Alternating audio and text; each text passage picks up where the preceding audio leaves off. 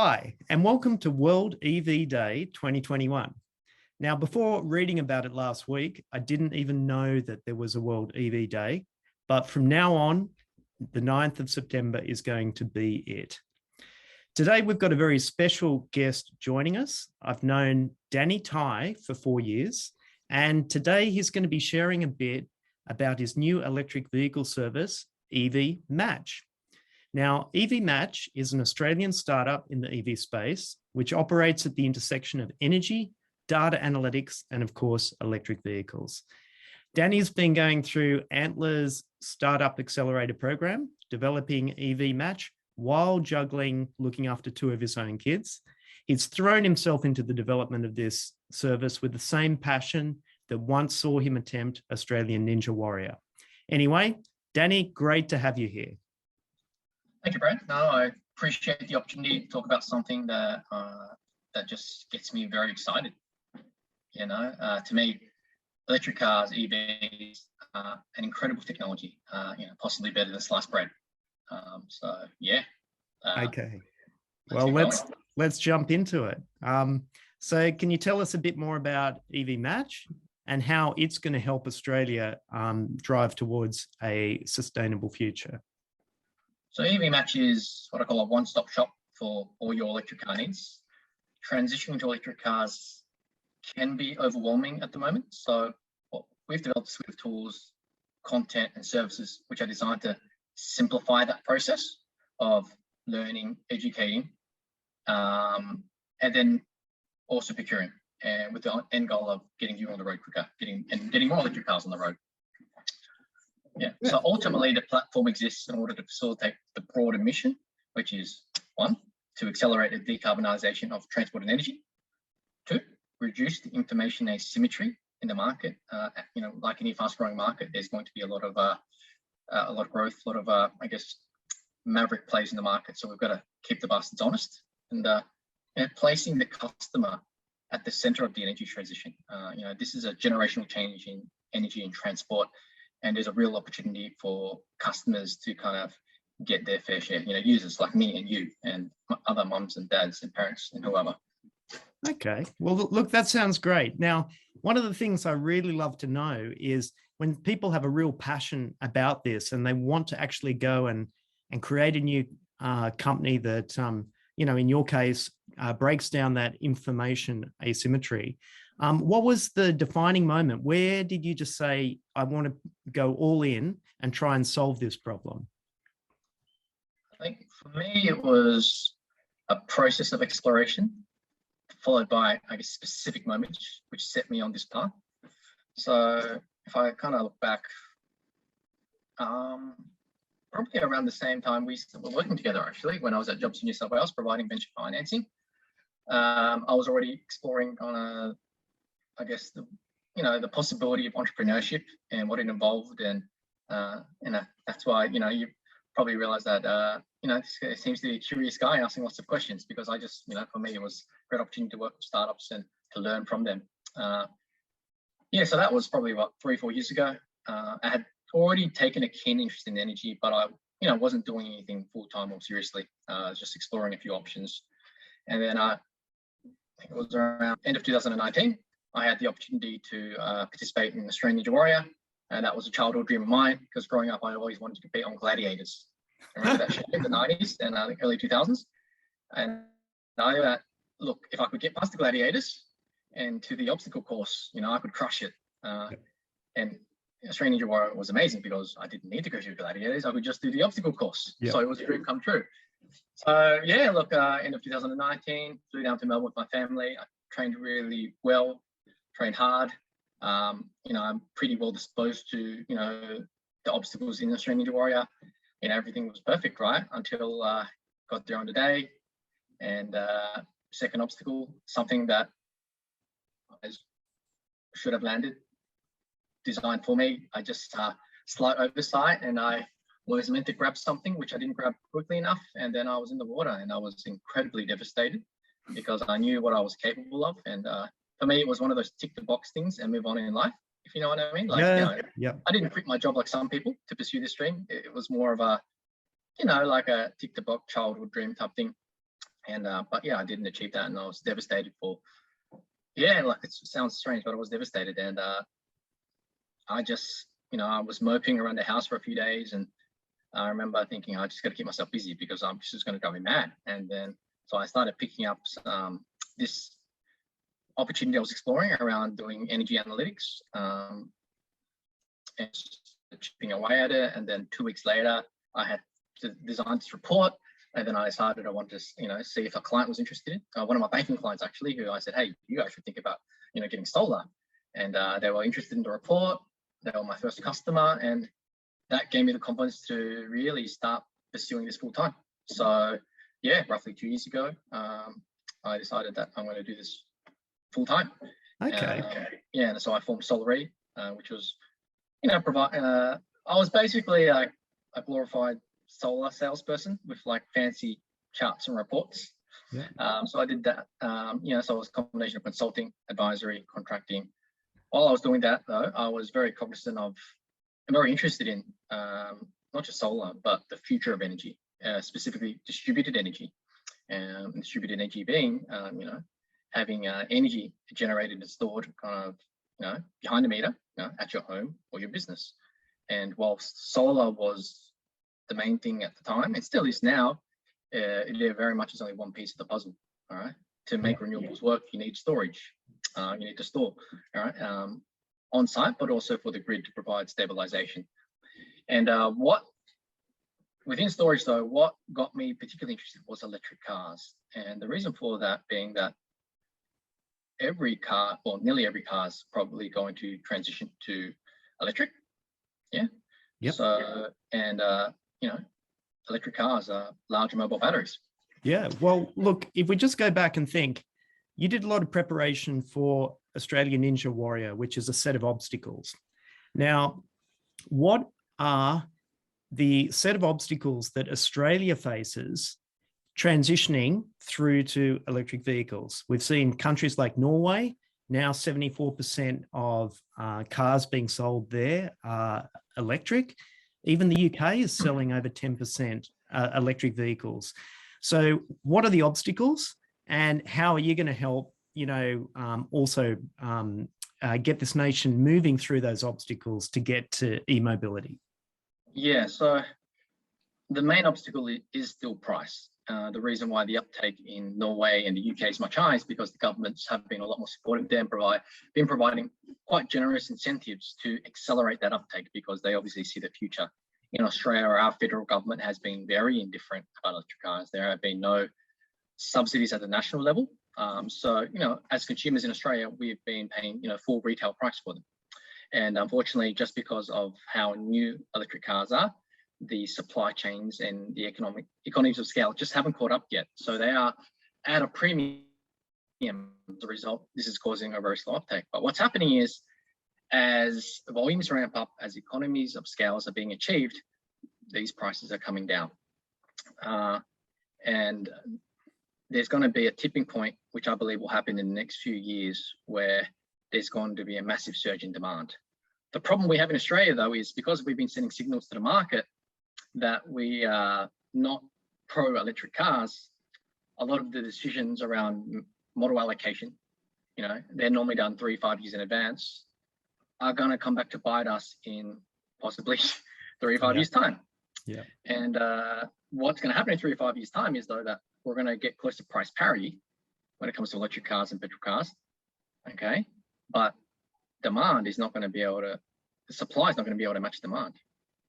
Yeah, because we may find that, there's massive demand in Australia, but because we were sending signals to the market that, hey, we're not that interested, we're not going to get our fair allocation of model availability, also model just absolute supply. The market actually right now is going through a supply crunch because, we've got this surge in demand, but the supply chains, we have chip shortages, we have battery shortages. It's going to take 2 to 3 years for that to catch up. Yep. And look, it is heartening to see that the Australian mining companies are taking the battery minerals and that part of the supply chain seriously. So, in a way, I guess we do need more government support, but what was positive recently was seeing the New South Wales government coming out and taking a little bit of a lead role. Yeah, can you go through? We're both here in New South Wales. You know, do you see that some of those new policies are helping to bring it together at a state level? 100%. So, fortunately, within Australia, the state governments have been, for the most part, all pretty progressive around electric cars, and they've introduced various incentives. In New South Wales in particular, we've got the stamp duty exemption for electric cars, and also I think a financial incentive for electric cars below a certain amount. And we've already seen a surge in demand with kind of that being introduced.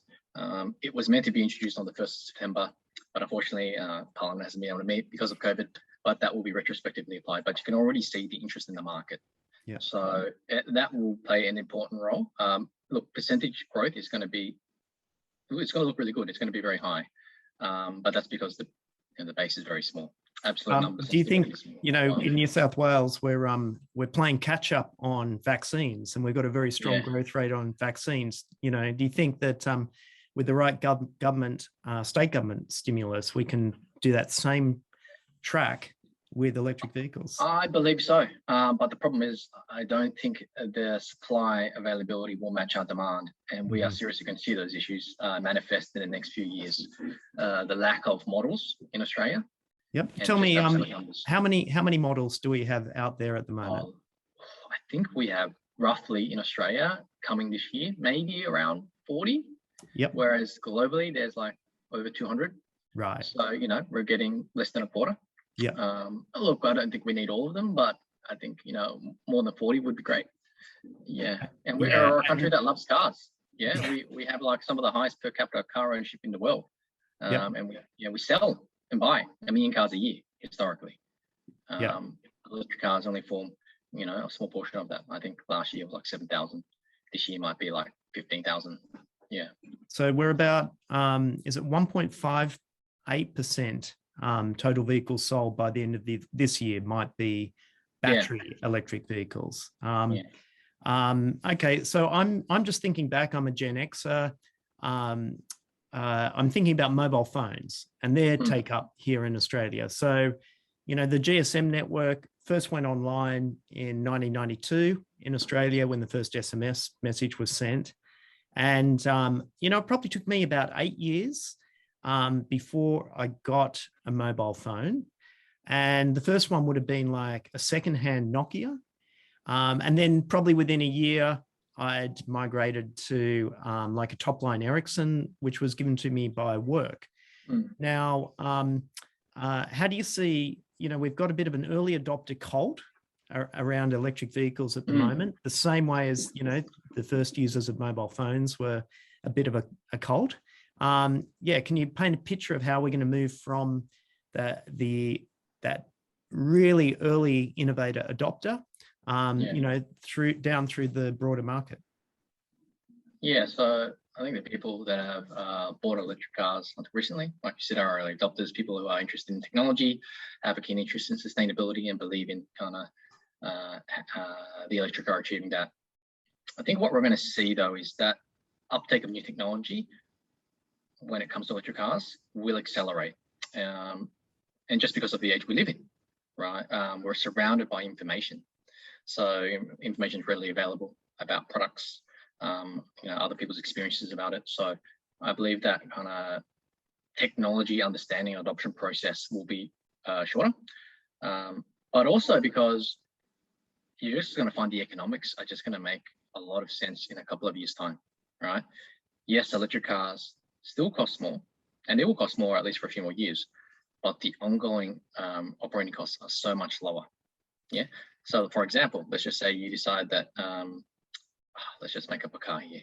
Actually, no, let's just say no, not make a car. Like Hyundai Kona. It might be say 10 electric. Let's just say next year, the electric version is $10,000 more than the petrol version, which, you know, the average person might be like, well, why would I want to pay 10,000 more?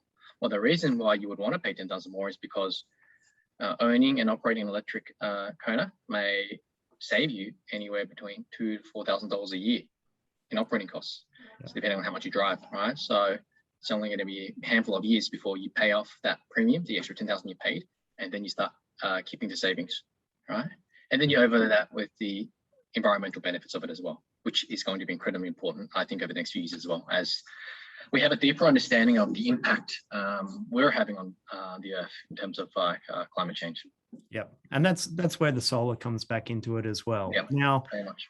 Something that everyone brings up in relation to electric vehicles is charging. So, I've heard something like 3,000 public charge stations around the country, maybe 470 DC superchargers or fast chargers.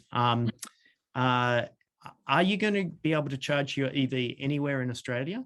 And is the time that it takes going to come down considerably? Like, can you give us an idea what the time is at the moment and where it might get down to? Yeah, so I think right now to charge, and it depends on the battery size and a whole number of factors, but to get your car to say 80 to 90%, which will give you, let's just say 300 or 400 kilometers of range, might take up to 40 to 50 minutes. But what's happening is there's a lot of investment in battery and investment technology and we're already seeing those numbers come down. So I know Hyundai's been able to introduce 800 volt charging into their new cars, which allows, I think, them to 18-minute kind of 0 to 80%, compared to 40 to 50 minutes. So that's, they're more than halved that duration. And it's only going to continue to get faster. Yeah. Yeah. So I think, so with that car, the Ioniq 5, which is soon to be released this year, you can get 100 kilometers of range in 5 minutes from the fast charger. That's amazing. That's game changer. But the reality is, Brent, though, if you've got access to charging at home, like a PowerPoint, yep, you most likely can meet those needs just at home. Yeah. For the average person in New South Wales or in Australia, we drive about 40 to 50 kilometers a day. Plugging into a standard PowerPoint, you could probably cover that in about 4 or 5 hours. Yeah. So for some people, they may never need to visit a public charging station. Others who don't have access to it, yes, they will need access. And yes, there is a shortage. And there is a shortage because there's just not enough electric cars on the road. So there's a bit of a chicken and egg problem. And also the fact that I don't think there's a lot of money to be made in owning charging infrastructure. Like, you need the volumes, right?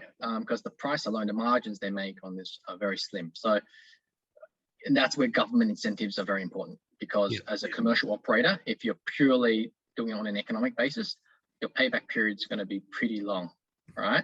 Yeah. So you need government to kind of subsidize that at the start while it's unprofitable, to kind of accelerate that uptake, get people thinking about electric cars. Because the reality is, even though a lot of people may be fine charging at home, there's a mindset, there's a psychological aspect that, oh no, I need, charging stations, like they need fuel stations.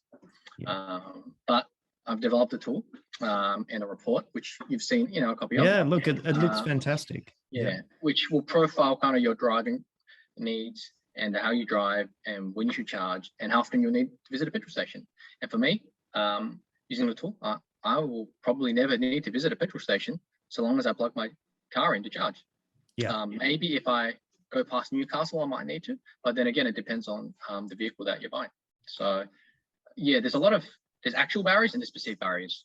And what we want to do with EVMatch is overcome those perceived barriers around, is it too expensive? Actually, no, it's not too expensive, because you're going to pay that back from savings. Oh, and what about charging? Well, yes, you can charge it at home. Yeah. Okay.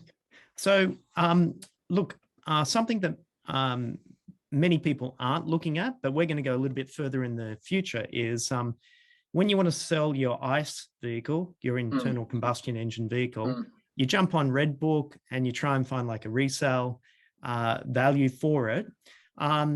Is the resale value of electric vehicles going to be different from ICE vehicles? How do you think they're going to hold their value? Yeah, that's an interesting question. And it still is early days. So the data is still pretty sketchy.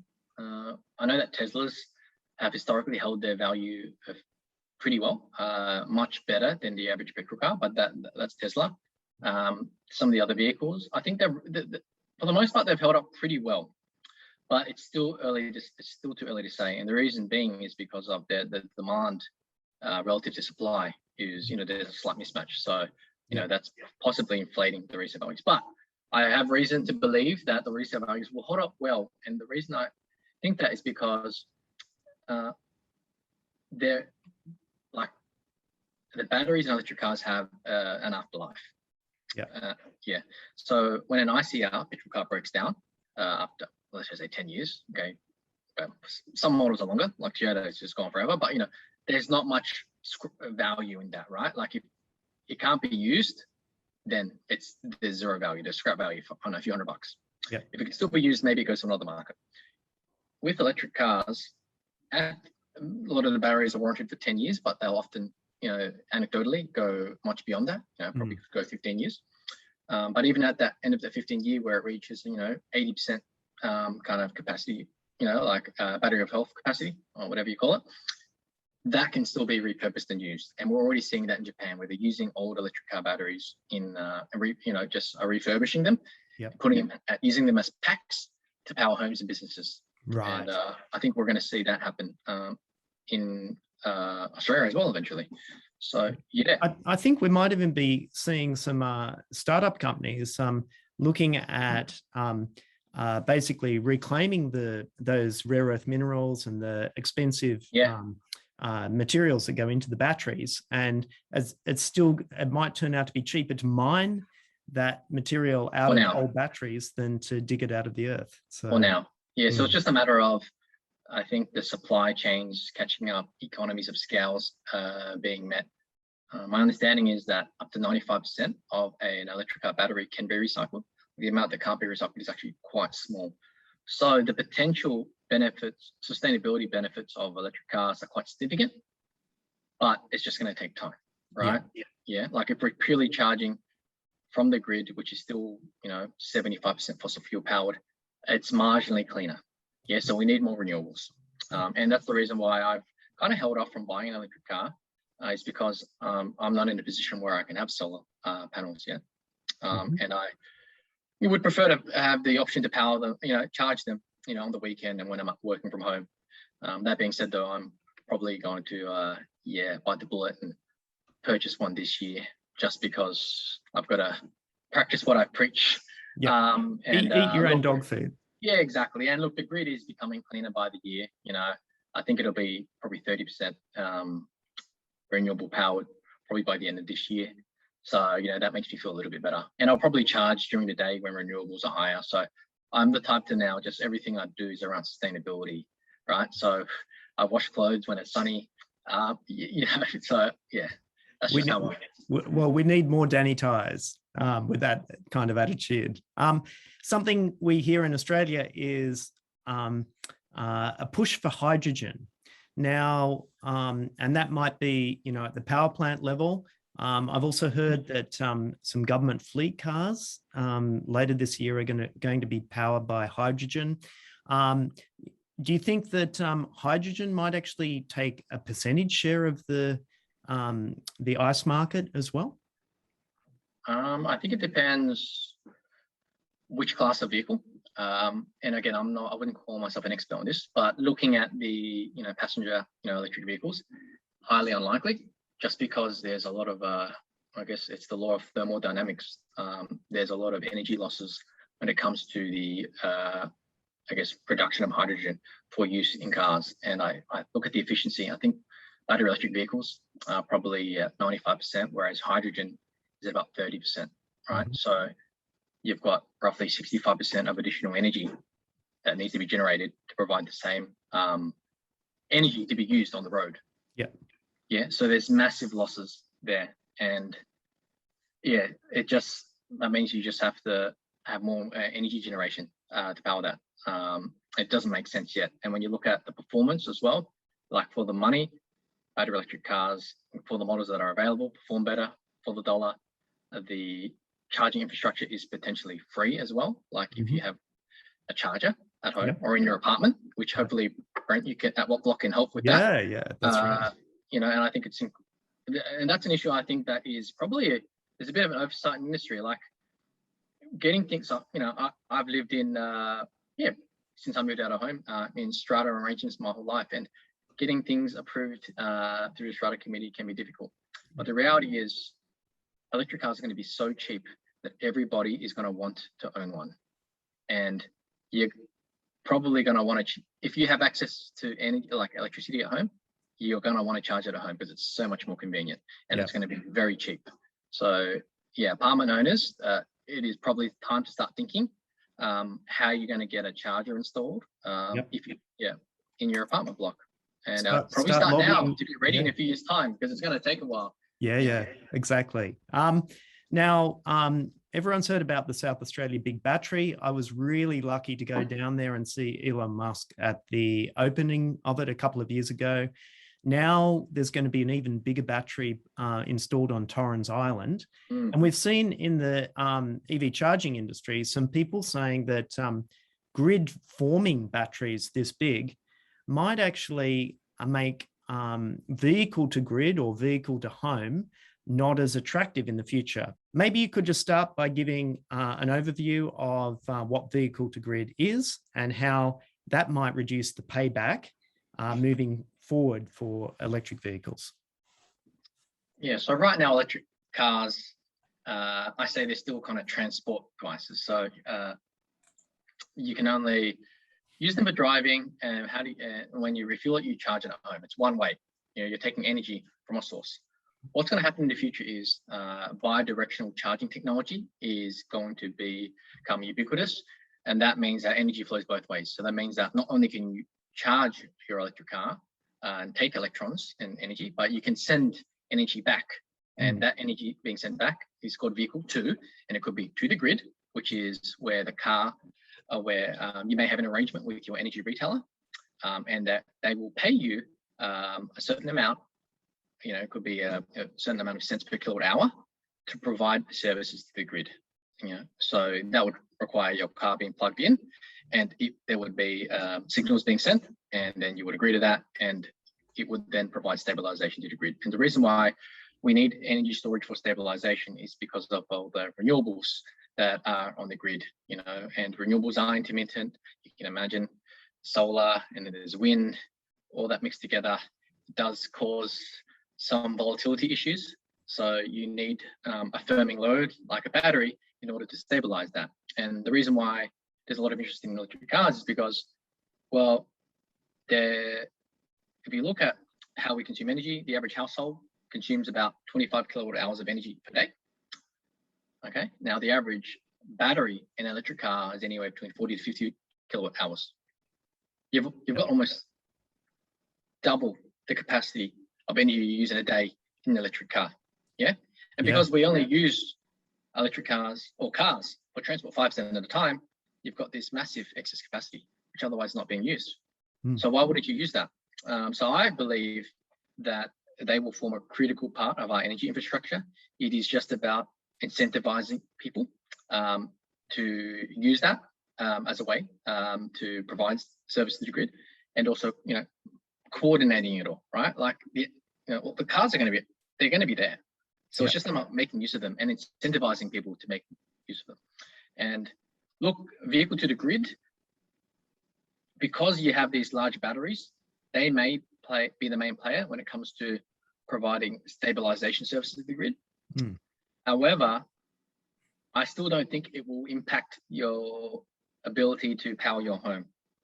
So that, what we call behind the meter, you can still store excess energy from your solar and then use it to power your home as you would like a stationary battery. And that will offset whatever tariff you're paying. So you're going to be able to get a return on that. And I actually did a little kind of like case study on that based on my situation. And I think I was able to generate, if I use the battery the way I want to use it for storage, I'd generate additional $900 a year in energy savings. And that's just, that's not taking the house off grid. It's just using the battery to offset my energy usage during peak hours when energy is expensive, around 40 to 50 cents per kilowatt hour. But look, so $900, I'll take it. And so in addition to saving $2,000 to $4,000 per year in maintenance and fuel costs, you might get an additional $1,000, and it depends how much you use and how aggressively you want to use your battery. Yeah. So yeah, look, it's incredibly exciting, and it's going to enable a lot of people to go almost off grid in certain parts of Australia, and also to increase the percentage of renewables, right? Yeah. Because a lot of people's solar systems are a bit oversized. And actually what's happening is we're that lucky country where there's too much sun. And as a result, too many solar systems, and they're curtailing. What they're doing is they're curtailing the production of these systems, and they're reducing the export, the feed-in tariff that you get. So back in the day, you might have received 12 cents per kilowatt hour. Now, if you apply, you might only get a few cents, and it might go down to zero. And most people have oversized systems. What are you going to do with that? What you want to do is redirect that to a storage source. And if your car's at home with you, or if there's cars around, then there should be a mechanism to redistribute that energy to use them in the cars. Right? I see a world where eventually during the day, we will probably almost get free charging. Yeah, like if you might be at work and you might get an app signal, you might get an SMS or a message from your app saying, hey, do you want free charging? Plug it in. You might even get paid, who knows? So yeah. Yeah, it's an exciting future. Look, finally, there seems to be a lot of decisions that people have to make on that buyer process to finding the right EV. And, if there's going to be, more than 40 EVs in the Australian market by the end of 2021, tell me, how can EV Match make that whole buyer decisioning process easier? Yeah, so you can probably guess from the name that one of the key features of our platform is matching people with the right cars. Yeah. So what we do is we understand a person's driving profile, what their budget is, certain features they'll need in a car, and then we match them with the ideal car. So and the aim of that is to overcome, I guess, a lot of these perceived barriers around range, because I think most people, when they actually, you look at the numbers, they don't drive that much. So it might be that you originally thought you needed a long range version of the car, which is like, say, 80 kilowatt hour battery. But then you go to a matching tool and it says, hi, Brent, you actually only need the short range because it more than meets all your driving requirements during the weekday, on the weekends, and possibly even kind of the long trips that you take. So then as a result, we've probably saved you $20,000 of additional money you would have spent on a large battery you didn't need. Your car will perform better because it's lighter, and you've done your part for the environment as well, because that's a lot of kind of stuff from the ground that didn't need to get dug up. And use that money that you save for your next car. So look, it sounds great, Danny. So where can people find out a bit more about EV Match? So look on our website. So we are very close to launching. So the website address is evmatch.com.au. evmatch.com.au. There you'll find electric car databases, comparison tools, the matching tool talked about, charging calculators, content, car reviews, one-stop shop for all things electric cars. Excellent. And look, I just have to say, it's been really great to have you on here for World EV Day. And we look forward to speaking to you again in the future. And thanks so much for joining us. No, thank you, Brent. It was a pleasure. I always love talking about electric cars. I really look forward to working with you one day and helping your customers get charging infrastructure and getting electric cars into apartment buildings. And I believe Wattblock will play a very important role in facilitating this. In Australia, we've got a pretty high percentage of high density strata living. What are the numbers? I don't recall, but it's over 20%. It's getting, we're adding every year. So look, the big number is, the next 25 million people that are added to the population in Australia will all live in apartment blocks. So, and they're probably the type of people that need electric cars the most from a financial standpoint, because they want to be able to access those savings, right? So I think being able to facilitate charging infrastructure to them is going to be incredibly important. So I look forward to working with you to helping get that done. Yep, sounds great, Danny. Well, Sounds thanks good. so much for joining us, and to everyone who's joined us online or watching the video after. Get going on that EV buyer decision process, and we'll hopefully play catch up with the Norways and the UKs of the world in getting the electric vehicles out on the road here in Australia. Okay, catch you later. Sounds good. Bye-bye. See ya.